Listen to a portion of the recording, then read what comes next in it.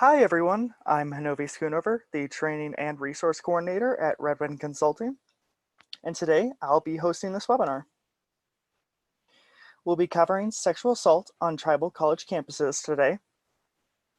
Before we begin, for those who don't know, Redwind is a national nonprofit that provides technical assistance to tribal grantees of the Office of Violence Against Women. This can range from policy reviews to site visits. For those interested, you can contact me at hanovi@red-wind.net. You'll be able to chat with us using the chat box, and you can also raise your hand at any point if you have any questions or concerns. I'll be checking periodically, and I can let the panelists know if you have anything you want to ask them. And now I will get to our panelists. So, joining us today is Raquel DeHerrera, who has been with Redwind for 5 years. She has a bachelor's in sociology and has her master's also in sociology. She has been a trainer for the National Tribal Advocate Center and has presented at Redwind's Creating Sister Space. She has experience working with tribal housing authorities and Native programs nationally with strategic planning, capacity building, trauma-informed care, violence, collaboration, policy and protocol development, and harm reduction. Also joining us today is Victoria Ybanez. She is the executive director of Redwind, and she has been working for over 30 years to end violence against American Indians and Alaskan Native women. She developed Redwind and has been coordinating and providing tribal technical assistance for recipients of the Tribal Governments Program for the U.S. Department of Justice Office on Violence Against Women. Current projects include the development and implementation of tribal-specific shelter and transitional housing programs, though that is now shifted over to our new transitional housing program coordinator. And she developed Redwind's National Tribal Advocate Center, providing 40-hour domestic violence training institutes and 40-hour sexual assault training institutes. She developed the curriculum for each training and serves as lead faculty. And I will now turn it over to them. Thank you, Hanovi. Hi, everyone. Thank you for joining us today. As Hanovi mentioned, my name is Raquel DeHerrera, and I'm the project coordinator for our Tribal College Campus Technical Assistance Project, in which we are partnered with the Office on Violence Against Women. Just wanted one clarification. I am still in the process of getting my master's degree. So don't have that quite yet, but close enough. And I just wanted to address that. I know right now it's a really hard time, and that this topic can be very hard to talk about and are very, very triggering. So please take care of your whole self. Take some time to pay attention to your breath and to your body. I also like to encourage you all to take some time for self-care after this webinar, whether it's a walk, journaling, gardening, or a yoga video on YouTube, to really take the time to do that. And then if you, again, as Hanovi mentioned, if you have any questions or comments, please feel free to put them in the chat box throughout the presentation. I know for me, it's easier to put them in the chat box right away so I don't forget, and we'll be looking at that periodically. I have been with Redwind for 5 years on numerous projects. I started out as a special projects coordinator, working on numerous projects that we had with Redwind, and then I moved into, we started a local advocacy program. We're locally located in Colorado Springs, so we opened up an advocate program, and I was an advocate, and then I moved forward into the program director of that program, and then we are now, I am now the project coordinator for our Tribal College Campus Technical Assistance Project. One thing I just want to note quickly is just if you're not familiar with what technical assistance is, I just got this from the Department of Justice website, that through the Office on Violence Against Women's Technical Assistance Program, It provides training, expertise, and problem-solving strategies to meet the challenges of addressing sexual assault, domestic violence, dating violence, and stalking. Technical assistance projects offer in-person and online educational opportunities, peer-to-peer consultations, on-site technical assistance, and tailored assistance for OVW grantees and potential grantees. And of course that can change, especially, you know, that peer-to-peer, we can do that virtually. So if you find that you want some technical assistance, please definitely reach out and keep that in mind. We can do virtual technical assistance with that. And then another just specific piece with this project is it's very unique in that we are not specifically working with grantees. We are able to work with all tribal college campuses and universities. So you can access us, you can reach out for technical assistance. You do not have to be an OVW grantee to get technical assistance. And with that, I'll turn it over to Vicki and so she can introduce herself. Thanks, Raquel. And I just want to add about that, about technical assistance for tribal college campuses, is that it's free. So any help that we offer, grantee or not grantee, is available free of charge. We are funded through a grant, so it covers our costs and our expenses. So I think that's an important thing to note, particularly as campuses have their own challenges and having enough resources to find responses and develop responses to sexual assault.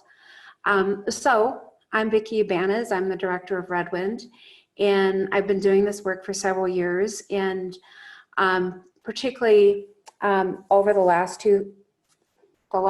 15 years have been working through Redwind, providing tribal technical assistance. And in that work, one of the things that I love about it is that we have the opportunity to be engaged with a community in a way that they want us to be engaged, as well as providing information knowledge and information that we have within our own staff, as well as through our connections and resources across the country. So it's a great opportunity to build the relationships and to support the different programs to be successful in the work that they're doing. And the Tribal College Campus project that we're working on is really an exciting piece of work, because it's an opportunity for us to work in a way that helps and supports tribal campuses to develop a holistic response to sexual assault. So I'll turn it back to Raquel. Thank you, Vicki. Those are very critical pieces to our project. So thank you for bringing that out in this program. Novi, can I get the next slide, please? So just to get started, wanted to really address our objectives today. We really want to give a brief overview of sexual assault. So this includes some dynamics, the impacts of sexual violence in general, sexual assault, and more specifically in regards to tribal college and university settings and how these impacts affect tribal colleges and universities and the students.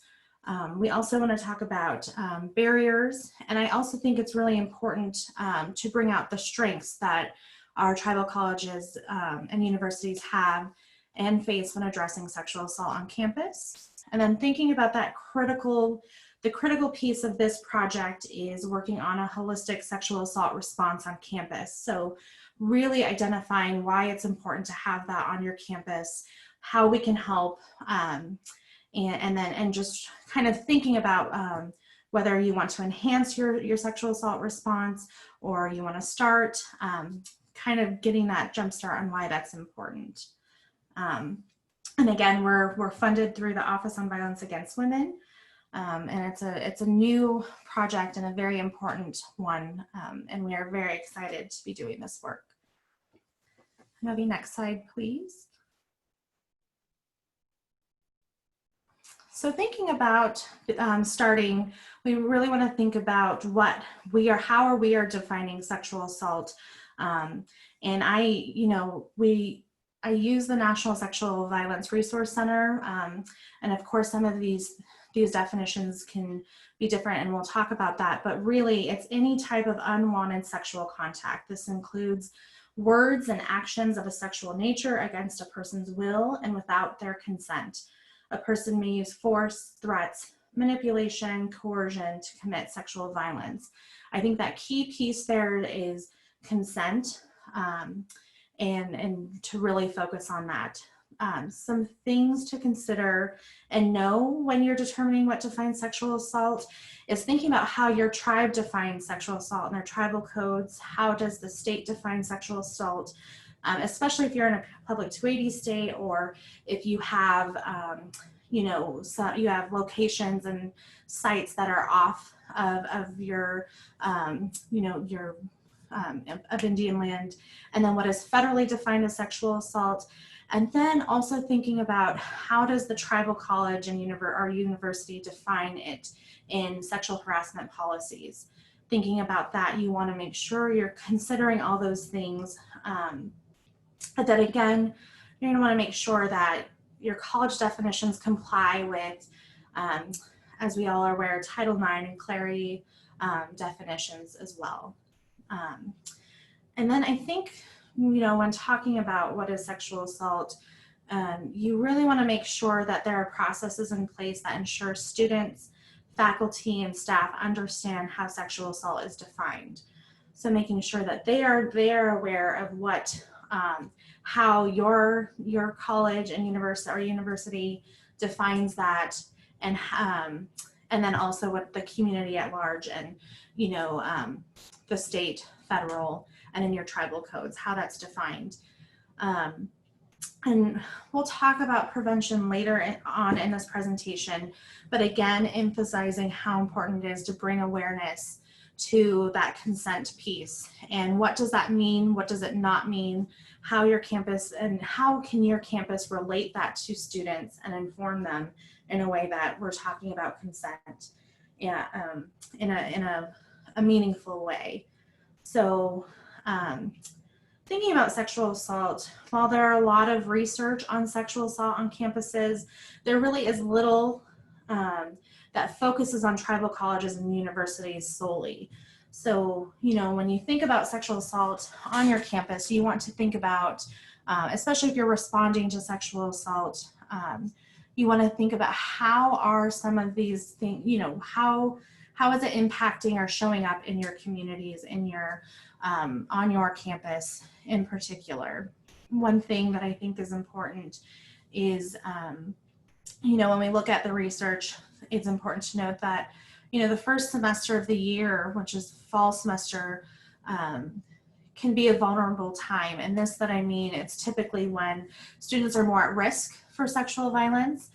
We see more sexual assaults happen. It doesn't mean that it doesn't happen in the spring semester. It just, we see it more in the fall time. And this can, be due to incoming freshmen, just a lot of, in the research, it's newfound freedom. But I think, when we look at our TCUs, our tribal college campuses and universities, that, you might have more non-traditional students coming in, so that might look different.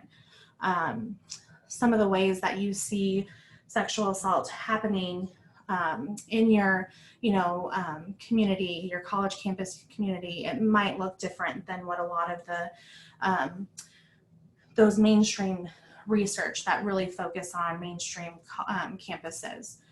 And then just some other things to think about when we think about sexual assault are other factors of, how alcohol and drug facilitated sexual assault, how does that show up on your campus? Especially some, tribal college campuses and universities have dorms, some do not. So thinking about those when you look at sexual assault, you really want to make sure that you kind of are getting that full picture. And so again, it's really making sure that it's defined clearly and that students, faculty, and staff know how you are defining sexual assault in your, whether that's policies and your tribal codes. So those are just some things to note. Hanovi, the next slide, please. So one thing that this project, one of our focuses is addressing childhood sexual abuse in your holistic sexual assault response. Thinking about responses on campus, we definitely want to make sure we are including childhood sexual abuse, and with that, addressing that and providing a space for that is going to be critical for student success, especially when thinking about creating a trauma-informed environment and being aware that TCUs, tribal college campuses, and universities can really make sure that they're adding this in your holistic sexual assault response. So thinking about some impacts, again, some of these impacts are chronic pain, depression, self-blame, post-traumatic stress disorder, PTSD, shame and fear, isolation, and then just thinking about in more of a student realm, they might be missing class more, or turning things in late, or things of that nature. So it's really going to be important for faculty and staff, professors and staff, recognize trauma responses, and then how to respond to that, and making sure they know that there is a space for them to go and kind of have a safe space for them to turn to when these things are impacting their schooling. Something that I think about often is, especially when you are in class and you are given an assignment and something that might trigger childhood sexual abuse. You want to make sure that faculty and staff are aware of those things, that when we're handling heavy materials in class or discussions, that some of these things are going to come up. So you want to make sure that there are ways in which you include childhood sexual abuse in your sexual assault response. And so again, I think that comes with making sure you have a trauma-informed campus. Having a campus where, everyone is aware that these things, that there are going to be students coming in to campus with, with some of these things that they're carrying with them. So whether it's childhood sexual abuse or sexual assault that maybe, hadn't happened before, while they were on campus, but have happened before. And we really want to create a space where we're not just responding immediately to sexual assault in the moment, but we're creating a space where we are responding to sexual assault, whether it happened years ago, happened right now. We want to make sure we're creating that trauma-informed space. And that's really what I think a holistic sexual assault response means, in that we're really tending to the whole person, past, present, and then we're going to be thinking about the future of students and making sure we're responding. And then just another piece of that's important is for your campus to be aware of local community resources to share with students who have been impacted by childhood sexual abuse. Having that, a part of your toolkit will be important, because, I think the chances are of a student coming forward, whether to faculty or staff, or going into the students centers, you just want to be prepared for if someone comes in and discloses that, and making sure that they have resources to turn to, and that they're not being re-traumatized or discouraged, because that really does impact student success. Hanovi, next slide, please. So again, we want to talk about some impacts of sexual assault, and it leaves immediate and long-lasting impacts on survivors that they will carry with them as they navigate being students. Again, this kind of goes hand in hand with childhood sexual abuse, that healing is not It's not a process that just happens and all of a sudden you're healed.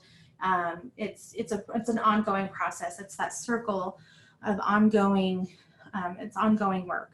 And so when we think about sexual assault, there's those immediate and long-lasting impacts. And you want to make sure that you as a tribal college campus and university understand how sexual assault impacts students who are survivors of sexual assault. And again, that includes having faculty and staff be aware of some of those impacts, but also being aware of what are students' rights and accommodations that they have if they are victims or survivors. And then you want to make sure that we're not just thinking about physical well-being, but we're thinking about mental, emotional, and spiritual well-being that's impacted in many ways that really carry over into how students experience being on campus. Just some things to think about. So short-term physical impacts can be, those sexual transmitted infections, physical safety, some eating disruptions. So whether that's, binge eating or not eating enough, changes in sleep patterns, which, especially as a college student, when you have papers coming up or, all of those things, sleep is very important. Your brain needs that to function. So, there can be changes in sleep patterns, self-mutilation, those type of things. So it's going to be important to kind of recognize some of these impacts and have trained faculty or staff. And, I think there's another piece in this, that faculty and staff aren't going to be, the advocates, but they're also going to be, those who students turn to most likely in a lot of cases and disclose to. So you just want to make sure that, faculty and staff have a little bit of information that can be trauma informed and be aware of some of these things, but also be aware of the resources that are there that the campus has so that they can direct them to those who will really be working with them long-term and in the process. So when I say faculty and staff to be trained in this, I don't necessarily mean training in the aspect, that they will be, the advocate, which, that is up to the student and faculty, but it really, I mean it to be that they are just kind of that aware and able to kind of direct students to where to go. And to recognize, instead of having that mentality of, well, you're not getting your papers turned in or these things, to kind of look deeper into maybe what is going on. And so that's kind of what I mean when we think about being, having staff and faculty trained. And then, so to go into further, just some short-term impacts, there's emotional impacts, whether that's guilt, minimizing, changing in relationships, or some of those boundaries being changed, having, there's going to be mental impacts, whether that's post-traumatic stress, anxiety, depression, some of those things that really impact day-to-day life. And then again, some of that spiritual short-term impacts, might be, not despair, not really knowing, went into the school semester really optimistic and really excited, and then, and hopeful for the future, and then, kind of turning in, into that despair of losing that hope, sense of hopelessness, sense of identity loss, not interested in a lot of traditional activities or community. So thinking about that, those are some of those short term. And then again, just we know there's long-term, long-lasting impacts, and that includes PTSD, flashbacks, chronic illnesses, depression, things like that. And there's a great list, and a lot of some of this that I used just now are from the effects of sexual assault from the Washington Coalition of Sexual Assault Programs. And I can, in the chat, I can put that in there so that you have that list of just really being aware of what some of these impacts are and how they might impact students and faculty or anyone on your campus who are victims and survivors of sexual assault. I just want to make sure that, you know, that again goes in that trauma-informed response of knowing that, you know, isolation might not just be a character situation, or it might not just, you know, instead of putting this label or something to it, you know, there might be something deeper in that. So just thinking about that, it's really important to be aware of some of these impacts and how to relate that to responding with students. Novi, next slide, please. Oh, and with this, I'll hand it over to Vicki. Thanks, Raquel. So it's always important to know the prevalence around sexual violence. And when we look at the data, one of the things that we know from the National Institute of Justice, they conducted a study, Violence Against Women study nationally back in 2010, and produced a report in 2016. And from that, what we learned is that American Indian and Alaskan Native women and men suffer violence at alarmingly high rates. And as you can look at the data listed up there, when we talk about 56.1% of American Indian and Alaskan Native women that have experienced sexual violence, we're talking about more than 1 in 2 Native American women. That is significantly high when you think about looking in a room of our Native sisters and looking around and thinking half of those women in here have a likelihood of having experienced sexual violence. And then we have to look at it and consider the fact that also we know that the highest reports of rape are seen amongst Native American college women. And so when we think about our college campuses, we have a significant challenge in there. And so while we have little data about the actual rates of tribal college and university campuses, we do know that those highest reports of rape are seen on campuses. And so we're challenged then to know what's the prevalence on our own campus. And so it's important for us to also, as we're looking at a college campus response, to find out what our own prevalence is. And that could be done through developing and distributing a victimization survey within your student and faculty population and all of those that work on campus to get a fuller picture of the sexual violence occurring on your campus. And that'll be helpful in terms of guiding you as you look at the kinds of responses that you need. So when we think about surveys, and when Raquel was talking about what is sexual assault, one of the things that she referred to was alcohol and drug facilitated sexual assault. And so when we look at the surveys, we're going to want to even know what kinds of sexual assault.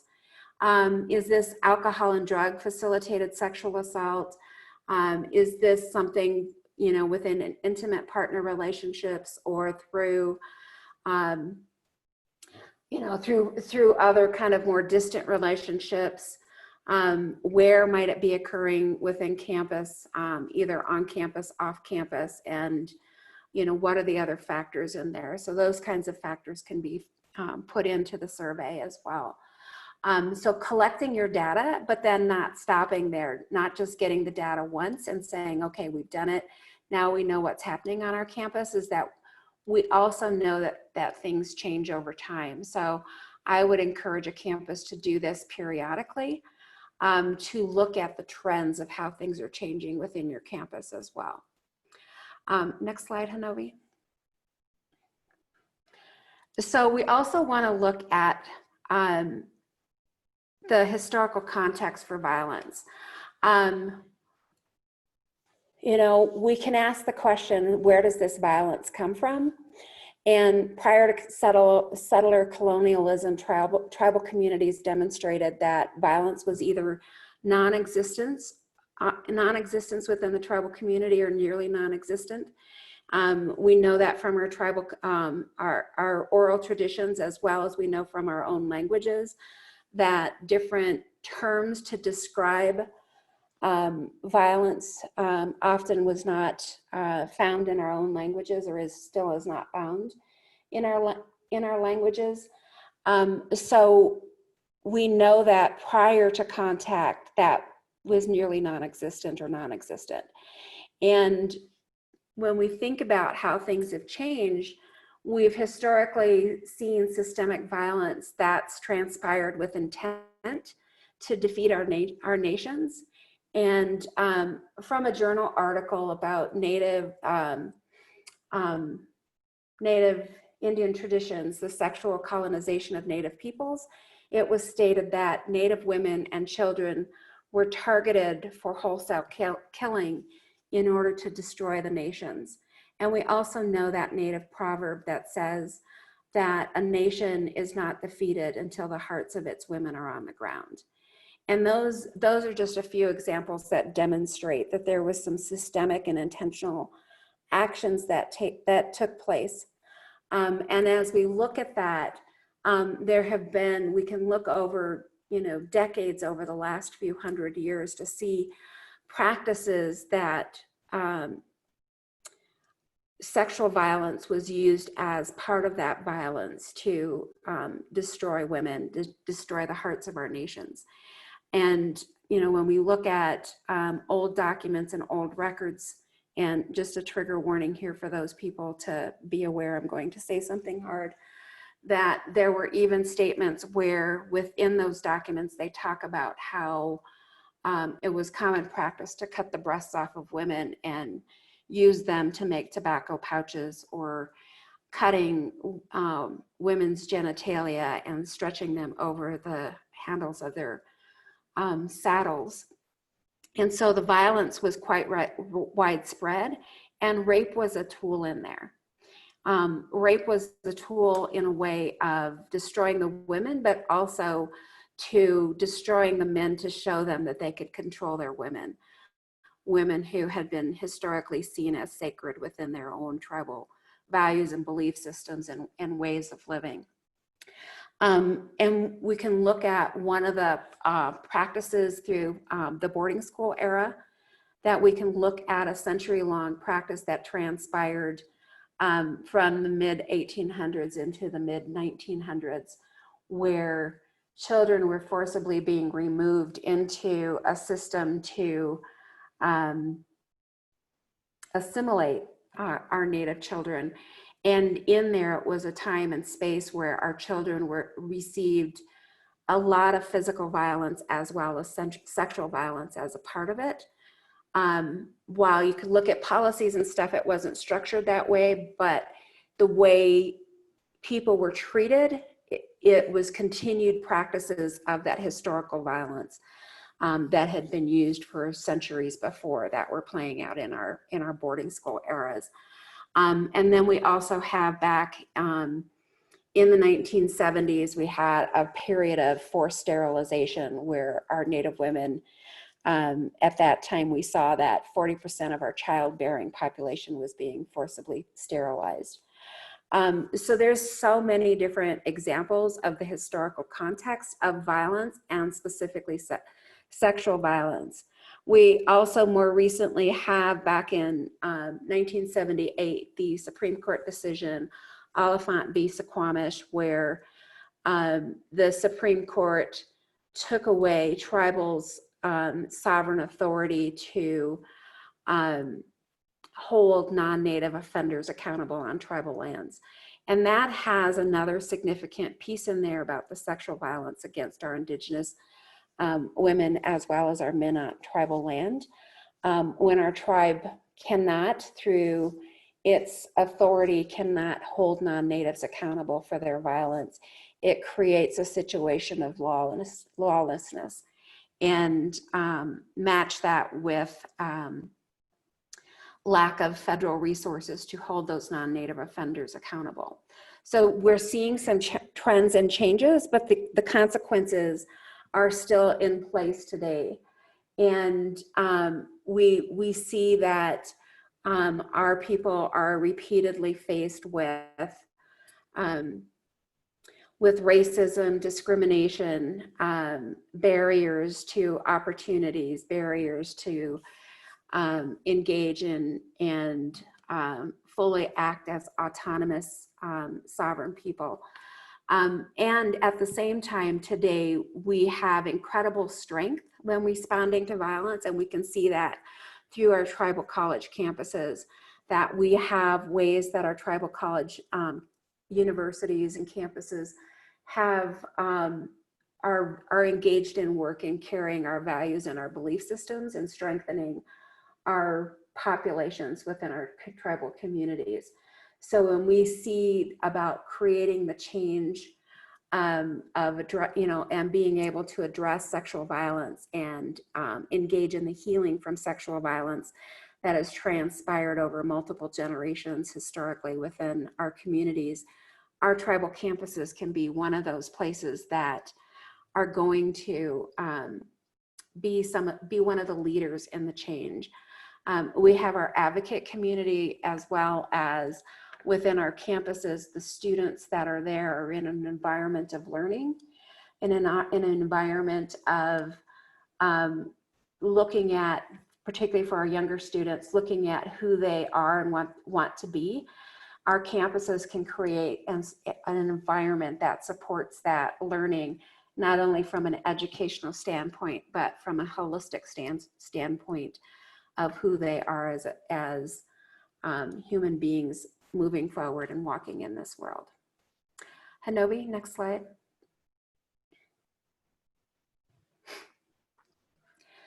So when we look at our TCUs and we think about our response, one of our responses that we have as a tool in the field of addressing domestic and sexual violence has been a coordinated community response.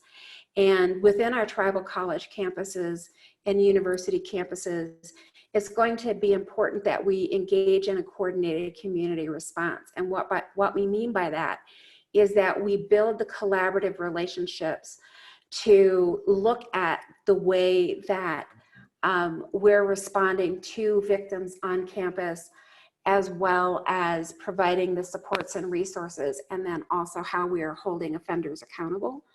And through a coordinated community effort, we look at also then how we are making sure that nobody's dropping through the cracks, so that our systemic responses within a campus are going to be seamless and holistic to help support that student to be successful on campus, successful in their academic endeavors, as well as their growth as a human being, and then also how that we as a campus are looking at the work from a way of integrity, that what we say we want to do, we are actually doing. We want to look at that we have advocates available on campus to students and faculty for crisis and immediate responses, and with that to help lead education components that address responses as well as prevention. We also want to think about how we have in place a response for sexual assault forensic exams, so that if there has been a sexual assault that somebody has experienced on campus, that there is an appropriate support to help that particular person get a forensic exam if they want it, and can provide accompaniment and transportation. And critically with that, for those of you that may not be aware, a forensic exam can be quite invasive and also long.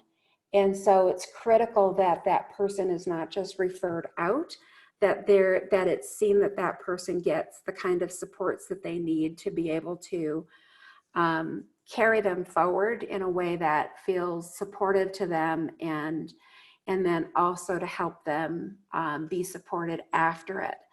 Because there's a lot of emotional impact that goes with getting a forensic exam, and it's helpful to have an advocate involved to work with that particular person in what's happening and understand why it's helpful to get a forensic exam, and if at the very least, and most importantly, to get a medical exam.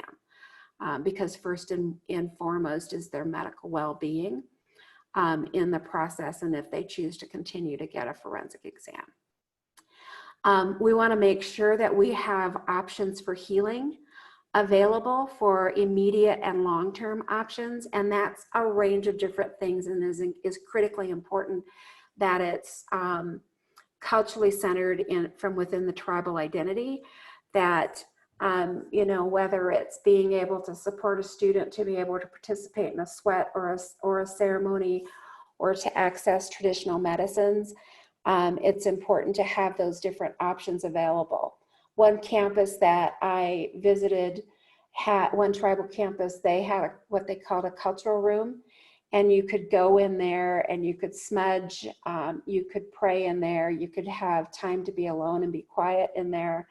And then there were other kinds of things that they could access that were culturally specific to their tribe.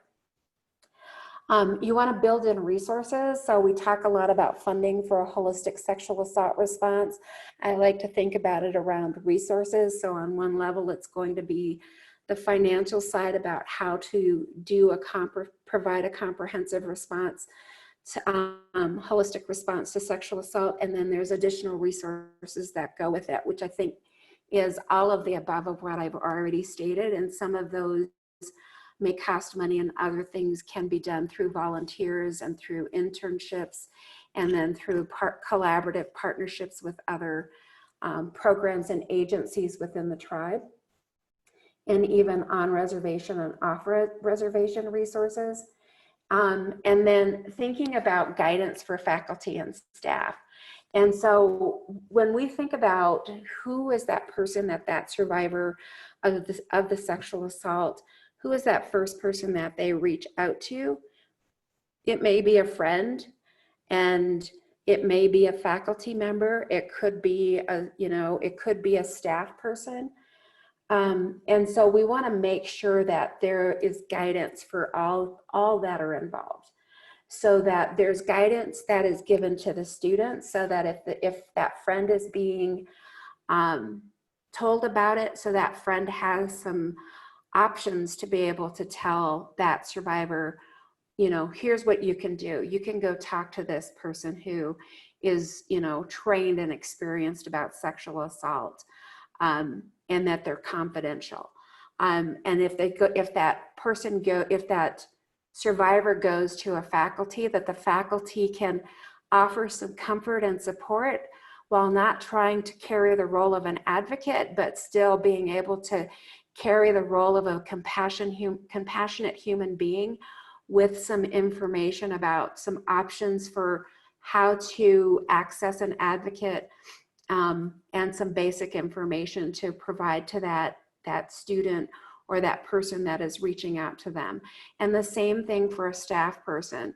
So you might be, you know, somebody who is working in financial aid, and you find you're getting a disclosure, and that is not clearly within, you know, the purview of your job, but it still could be where because of your relationship with that survivor and the comfort level or that moment for that survivor, you could still be the person who receives that information.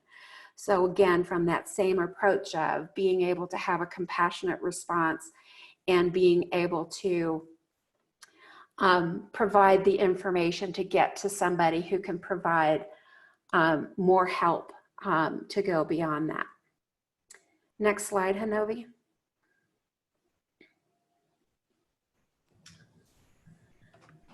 Thanks, Vicki, for bringing that up. And I just wanted to point out too that it's also important, I think, to guide students, and you can do this in, you know, The beginning of the semester, I know a lot of campuses do that in their student handbook or guidebooks, but really emphasizing that, along with faculty and staff who are often responding to students who disclose, there might be friends as well. And so, friends are also, might be someone that a victim and survivor turns to. And, you want to make sure that students are aware of and are guided through some of that process as well. So making sure in your student handbook that there's, that clear process, there's clear resources in there to where you can guide someone to go. And so I also think it's important to have an awareness that students and faculty and staff, we all come, into college campus, the university campus, with different life experiences, with different, many of us, are coming in as students, we also have many other aspects of who we are that might, impact the rates in which we experience sexual assault. So thinking about that, it's really important for campuses in that holistic sexual assault response to be aware of, some of those things where there's some intersectional life experiences that really impact how someone might, how sexual violence might show up. And so again, some of those identities, and I use identities here, and I think that's more of that mainstream language, but I really do think life experiences of just, whether that's class, gender, sexuality, some of those things, we want to make sure that they intersect all together, and that sometimes sexual assault responses will need to reflect some of those things and make room for that intersectionality. So that was one piece I think that was really important to add in this. As we talk about a holistic sexual assault response, we're really looking at the whole person, and that comes with many life experiences.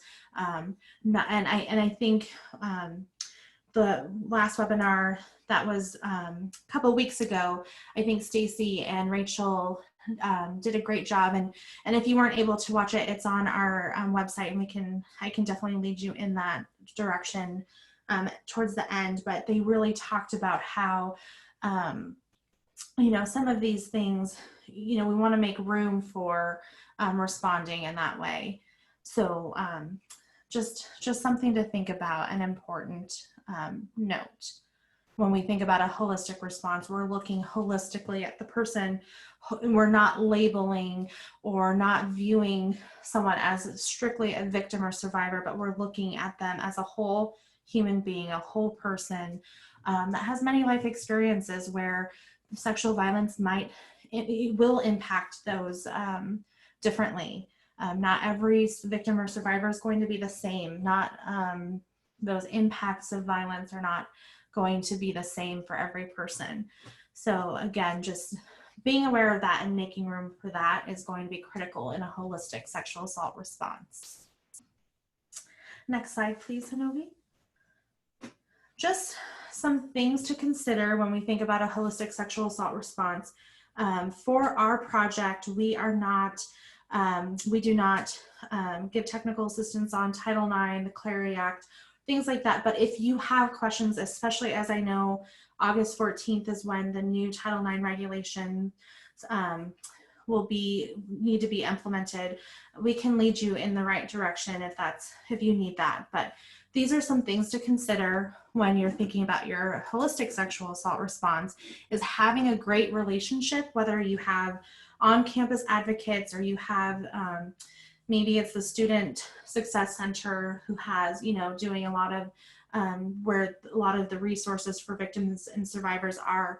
You want to make sure to have a relationship with the Title IX investigator, or and be aware of that process and what it looks like. So thinking about that, you want to make sure that you are aware of those things, because when we think about a holistic sexual assault response, part of that as an advocate, part of that, as someone who is guiding and walking along with a victim or survivor, you want to make sure that they are aware of what to expect, and through a Title IX investigation, you want to make sure that you kind of know what that process is so that you can walk with the student or the victim and survivor through that process. So you want to work really closely so how to guide. And then again, with the Clery Act, having that close relationship with campus security, that's going to be critical. And then Vicki mentioned, having a victimization survey. I think that's important, especially we have a campus survey climate survey in which you can access. And if you want, I can email that to you. Again, it's a whole big picture of campus sexual assault. But I think to get a better picture, you're going to want to do that on your own campus and think about a way in creating that survey to get a bigger picture of how sexual violence and sexual assault is showing up on your campus, and what are some of the critical ways in which you're responsible, you need to focus on when responding. Again, looking at your annual security and fire safety report can be helpful, especially, when we talk about that collaborative response, a community coordinated response, or a sexual assault response team, the SART. Those are that tool, that safety report can be a tool to help. But it also, I think another important piece is if you're seeing that there's no sexual assault on there, really reflect on maybe why that is. Maybe students aren't comfortable coming forward or reporting, or just to get a bigger picture and not to just solely rely on that, but to always think about using those things. And you're going to want to make sure that you're complying and making sure you're posting that security and fire safety report annually and things like that. And then another key piece, I think, to consider are your sexual assault forensic exams. Where are the hospitals? Where are the nurses that are doing those? And is it an accessible place for students to turn to?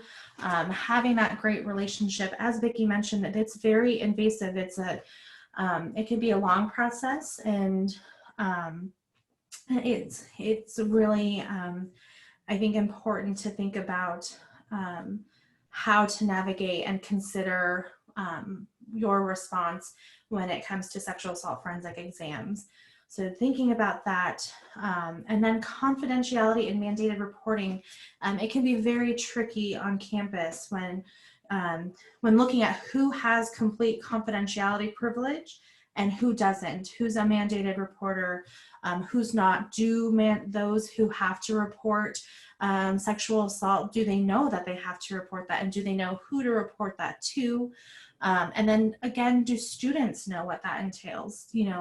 Do they know that their professor is mandated to report that there's been a sexual assault? So making sure that they are aware of those things, and then to know, what are victim and survivor students' rights. They don't have to report, but they don't have to file a report, but the faculty is, there. And then what are faculty and staff, what are they mandated to report? Confidentiality is a key piece in that, protecting victim and survivors' identity, and that, really thinking about what are those pieces and what is required. And again, if you are technical assistants, if you need assistance with some of this and kind of figuring out these pieces, we can, put you in touch with resources who can help navigate that, and we can walk with you on that as well, because it gets very tricky when we think about who has complete confidential privilege on campus and who doesn't, who's required, to report, and who, sometimes advocates are they're part of a safety team where they are required to report. So you just want to make sure that you kind of know there's clear distinguishes of who's mandated to report, who's confidential. And then another piece of just some legal definitions or jurisdictions. Again, if you have locations and sites that are off Indian land and in an urban area, what does that look like for jurisdiction if sexual assault happens on that site or that location?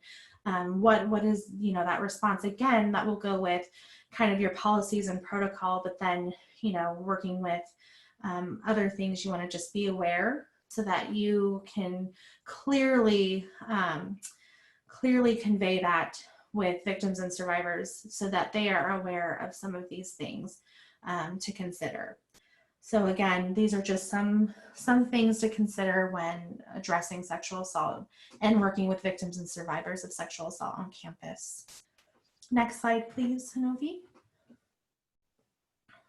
So getting into our holistic response, we've kind of touched on this and why it's important. I think of it as, it is very important for campus responders to be ready for any crisis situation. I also think with this holistic sexual assault response, it's being prepared to meet many victims and survivors where they are at.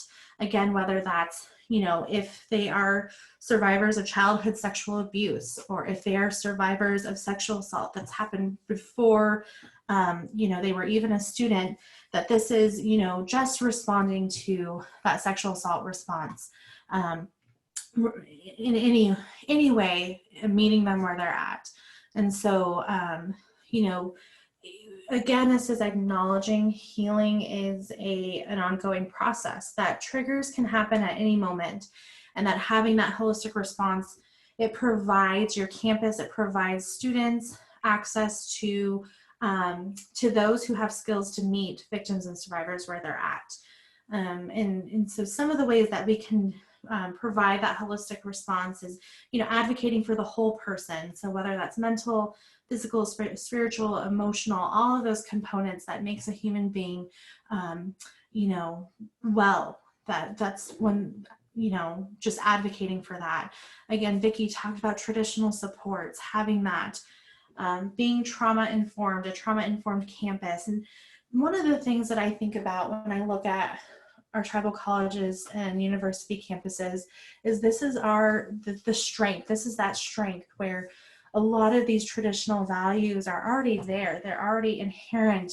These, holistic response is already, it's already guiding the work, already guiding the campus. It's just a way of how do you transmit those values into your holistic sexual assault response. And I think that's our biggest strength that we have, that we, when we think about trauma-informed, and I think, Vicki has mentioned she uses relative-centered instead of this trauma-informed language, just because we're really focusing on our community and on our, what it means to be, what does it mean to be a Taos Pueblo woman? What does it mean to be a student on your college campus and with your traditional values. So again, I think this is one of our strengths that we have, many strengths that we have, but just again, it's really just how do we move these values into our sexual assault response? And again, that's just that relative centered, victim survivor centered. Again, I think collaboration is going to be very important, whether it's, community-based advocate program or, student programs or clubs. You want to have that collaboration between all organizations responding to sexual violence and assault, or those who serve college students. You want to have that great collaboration. Again, another piece is perpetrator accountability. How on campus are you, demonstrating that there will be, accountability, for sexual assault, and then kind of changing that. I think that kind of that the language, whether it's not just language, and I think this is where our strengths come in, but some of that culture of that perpetuates sexual violence. And I think we have that on our tribal college campuses and universities, again, with our traditional values that, you know, sexual violence really, you know, it didn't happen much. And if it did, there was accountability. So again, how are we bringing that into our sexual assault response? And then we want to have policies that reflect being against sexual assault and that clearly define sexual assault and the processes. So again, clearly defining what an investigative process looks like, the process of you know, coming forward if you do, or and even just the being guided to how you know, talk with a victim and survivor, you know, saying, you know, just day-to-day communication, making sure that, you know, what we say, I think the words we use, how we say it really matter. And so we want to make sure that everyone is aware really how what we say, what we do really has a big impact, especially when it comes to victims and survivors of sexual assault. Everything that we do comes with a major impact, and we want to make sure that it's the right impact, that it is a healing impact. And so we really want to focus on that with our holistic sexual assault response. Our prevention programs, that is one way that we can think about a holistic response, is that prevention programs, prevention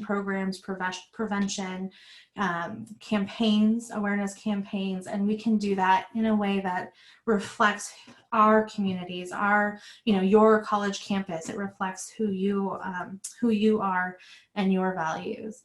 And then I think a big piece is making sure that, you know, the rights to a person's sovereignty and autonomy over themselves is heavily influenced and demonstrated on your campus. And then again, just some, you know, thinking about safety, that safety is a critical piece when responding to holistic sexual assault response. So we want to make sure that we are responding to the safety of students, and that includes physical, mental, emotional, and spiritual safety. So, you know, the physical space could be, you know, how do you accommodate when you have dorms and, you know, someone's not physically safe? How are you going to navigate that? Resources available, again, with where the closest sexual assault forensic nurse is, you know, who's an advocate that you can reach out to in your community-based advocate program. Again, the process for Title IX investigations, again, making sure you know how students will be informed, how they are informed of their rights, and confidentiality, and then cultural services and resources to make sure that they're spiritually, they have spiritual resources out there. So just some of those things when we think about a holistic sexual assault response. With this project, we really, you know, when we talk about site visits or when we can do this virtually, these are things that we will talk about of what's already in place, what resources do you have, how do we map out some of these resources, who can we utilize, and how do we kind of create some of this response or enhance this response. So this is kind of the biggest focus of our project. Next slide, please. And I'll turn it over to Vicki to talk about prevention. Thanks, Raquel. So prevention is really key.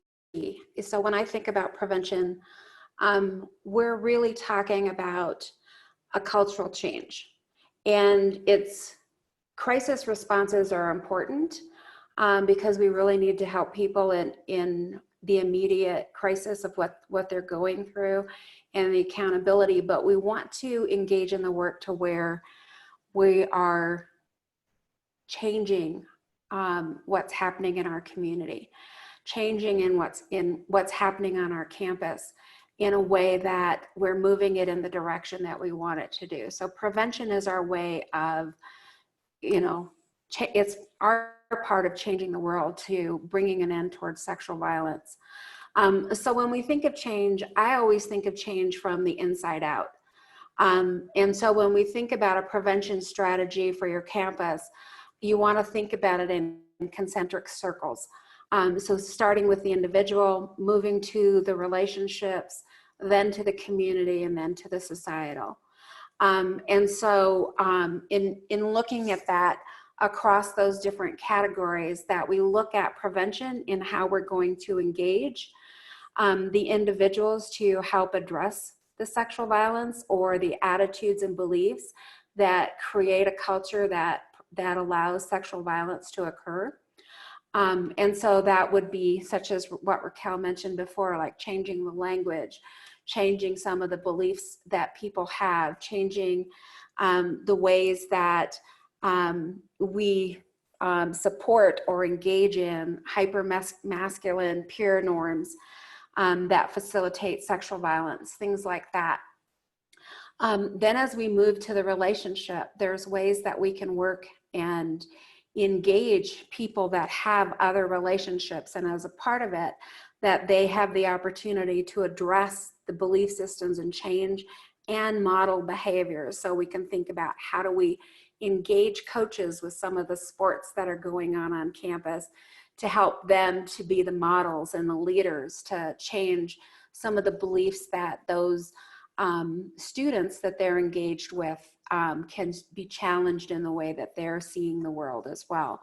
And I also think about some of the campuses that may have, be like a technical campus where they're offering welding or farming or other types of things like that. And there might be environments that have predominantly been male environments where you still might have that kind of hyper-masculine engagement that facilitates sexual violence. So those faculty and leaders within those classes, those departments can be trained in ways to help challenge those belief systems and model something different to help create change. So it's critical for us to think about engaging students in the prevention process.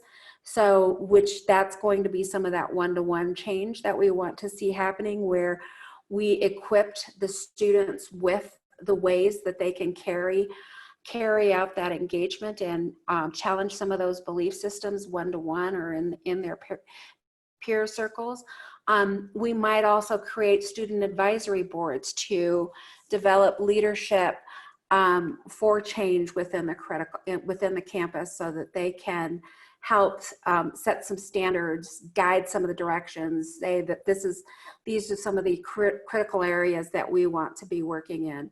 And I remember back to my own undergraduate experiences, I was really involved and in different kinds of things, which kind of surprises me because I was not that way in high school.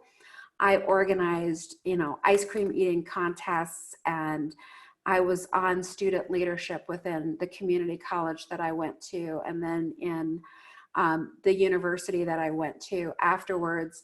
I was involved working with freshman students coming in, helping them to figure out how to make that transition to independent living and providing supports to them. And then later, through my constitutional law class that I took, I actually sat on the committee that listened to the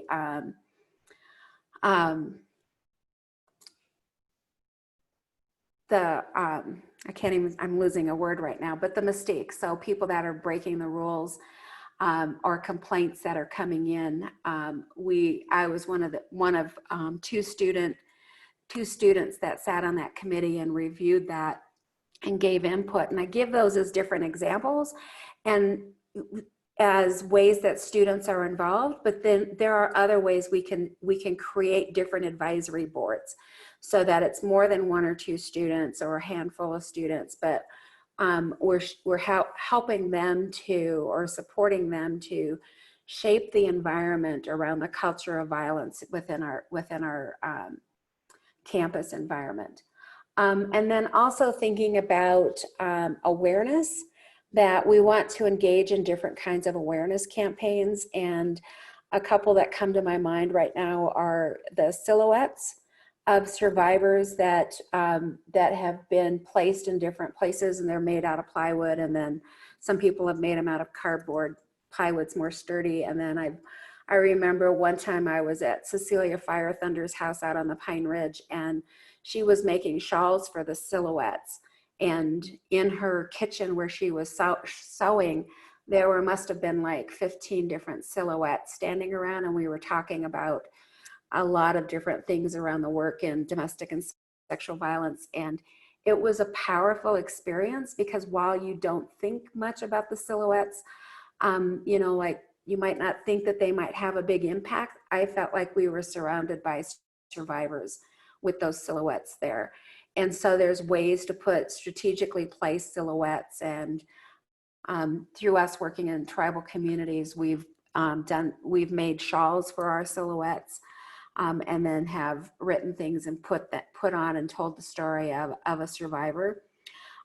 There's also shawl projects, and I've seen with that where we've placed an empty chair for that to represent that survivor, and that has not had voice to her experience or their experience, and placed a shawl on it or multiple shawls for different representations.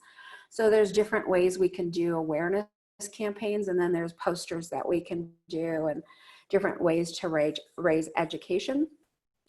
And then critically is to acknowledge and make clear intolerance of sexual violence. And we want to do that where there's clear accountability standards. And that's going to we're going to institutionalize that and put that in our policies and any kind of rules that we put in place. So also protocols and practices. But with that, we want our actions to match. It's one thing to create all of these rules and policies, but if our actions aren't there, we're not in balance. So we want to make sure we have the policies and rules with the action to match. And to me, that's critical in terms of operating with integrity. And then we also want to utilize our traditional ways to lead the prevention work.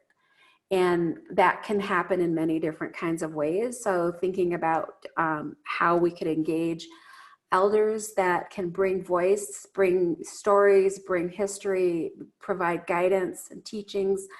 Our spiritual or cultural leaders, that they can be involved. I know some tribes have cultural departments that have been consulted and have been engaged in prevention work. And then we want to consider the campus programs and resources that are also available.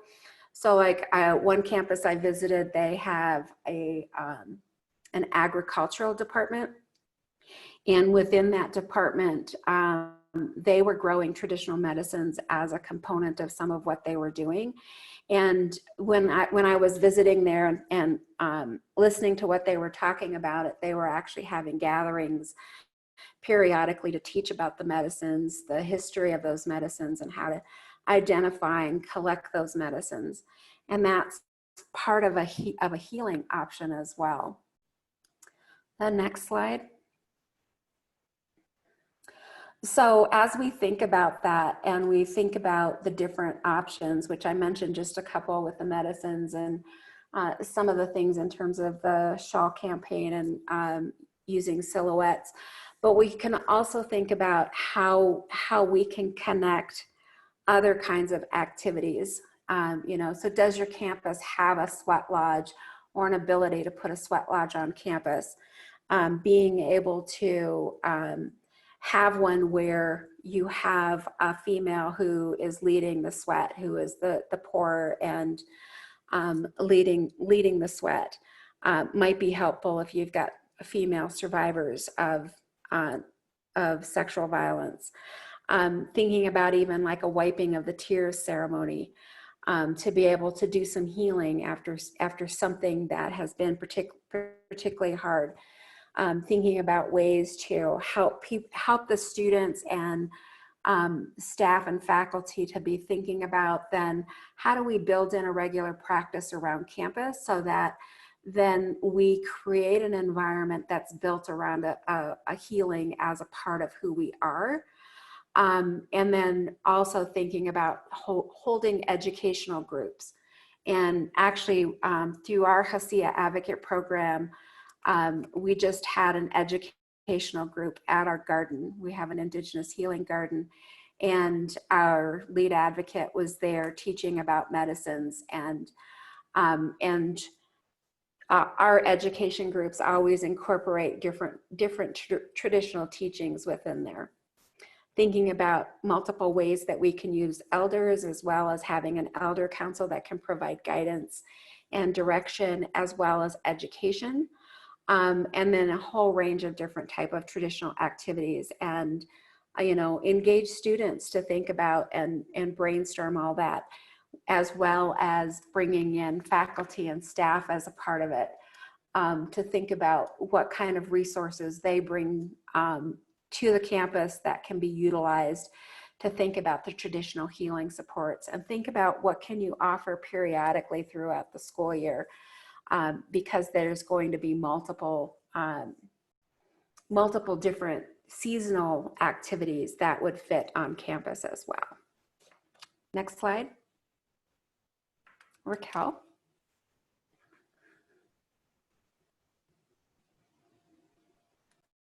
Sorry, I'm here. I cannot find my unmute button. I'm good. I will wrap up this webinar with just some steps to enhancing your tribal college campus holistic sexual assault response. Just some things to think about as you leave this webinar.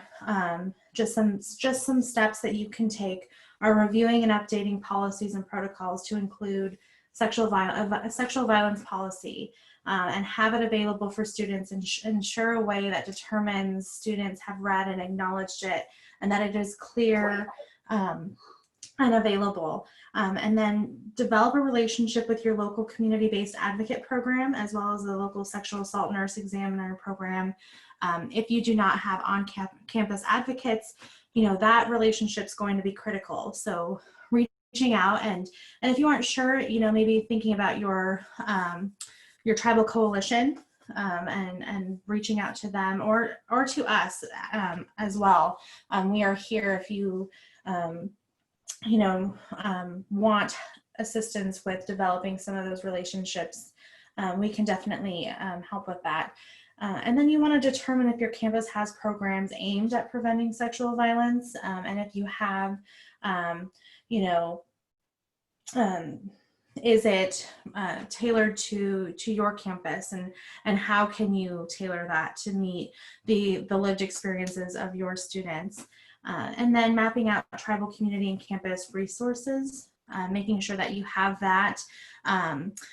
We will, in the process with our materials that will come out with this project, is kind of a guide, kind of a material where you can kind of look at a template of mapping out some of those resources, and then figuring out how you can distribute it so that students have one, your faculty and staff can have those resources. And then you want to seek resources for campus advocates. So, finding some of those resources, again, that's with that, just developing relationships. So, thinking about that, these are steps to take when incorporating a holistic sexual assault response on your campus. So with that, I'll leave anyone with questions, please feel free to post them, and we can answer those. Next slide, Hanovi. I think just some of our references that we've used. There's some articles there, and then the NAJ report that came out in 2016. We have that as a reference. And then next slide. This is where you can reach out if you want technical assistance, or you have a question, anything. If you think that it doesn't constitute technical assistance, but this is something you just want to reach out, feel free, please. We are available. We are here to help. Again, linking you to resources, and you can reach us through this email, the Tribal Campus TA email address, and feel free to sign up as well for our newsletters that will come out of just updates, things we're working on. If you want to be added on to that, you can email me at raquel@redwind.net or tribalcampus@redwind.net. And with that, I'll leave it to questions.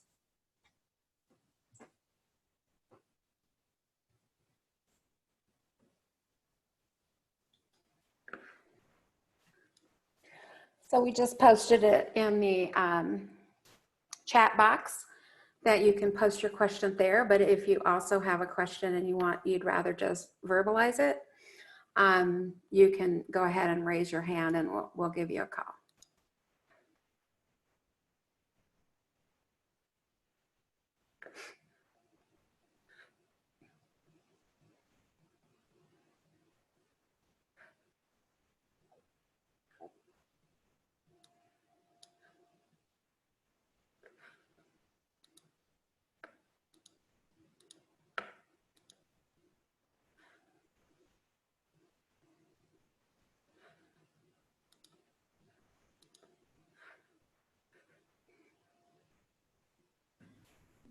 And again, I just want to remind everyone to take care of yourself. Again, just self-care, and I hope everyone is safe and well.